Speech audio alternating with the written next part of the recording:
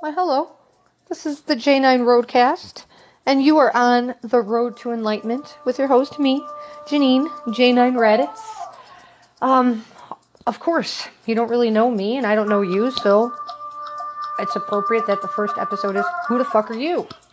I know, crazy, huh? Well, it's me, me. Seeing that I can tell you anything that I want to tell you, there's, as well as employees or prospects alike, right?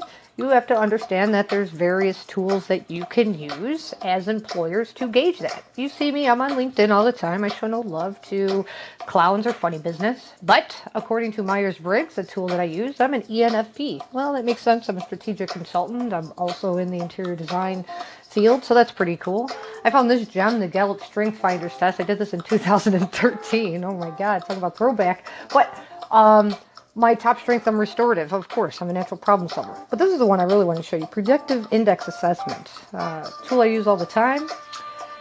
It gives you a really in-depth look at whatever your employees are doing, as well as what management strategies you can implement in order to maximize their effectiveness, productivity, and job satisfaction. But enough about me or any of that. This episode, I really want to introduce you to Patrick Gunkels, his work with Ideonomy.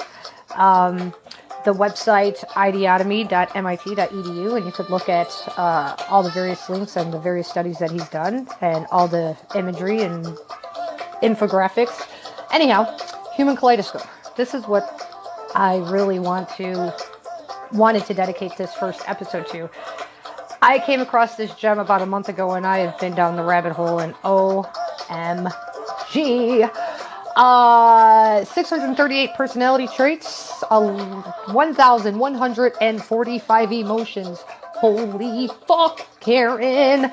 Get the coffee going. It's going to be a long night. Before we start, you need to understand there's emotions and there's traits. There's a difference. Look it up. Use the Google.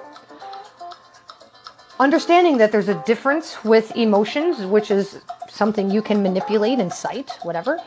Traits is something that people possess. You can predict patterns as well as outcomes with this information. So we have positive traits. There's 234 of them, which equates to 37%. And when you start reading them, they're pretty contradictory. I got a kick out of that. But you can't look at them in regards to, this isn't how they're segmenting people who are leading their life based on this. This is, to me, I look at these as buying signals. If somebody's displaying these traits, these are buying signals. And I'm in the process of proving that. It said neutral traits, 292. That's actually a typo of Gunkel. Good job there. It should be 116. That's what equates to 18%. But I won't give you a hard time. I know you're busy putting together all this awesome sauce work. But these are the 638 personality traits. You guys can play with them as markers, but I highly, highly suggest you familiarize yourself with this information, especially considering with GDPR coming out, and I'm sure all of you are resegmenting all of your lists. I know, lots of fun, right? It's really important time for you to segment accordingly. Understand that based off of statistical studies, you can predict people fall into patterns. You can put them into groups. They're humans. They're not gods. They will all display emotions and possess traits. It's your job as clever marketers to manipulate them.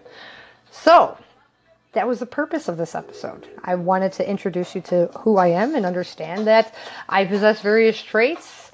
I have emotions. I'm human. I'm not a god. That's okay, right? And to just accept that. Embrace the traits that your employees and prospects have, as well as the emotions that pass. You own traits, emotions pass. Thanks for stopping by. I hope you enjoyed the episode.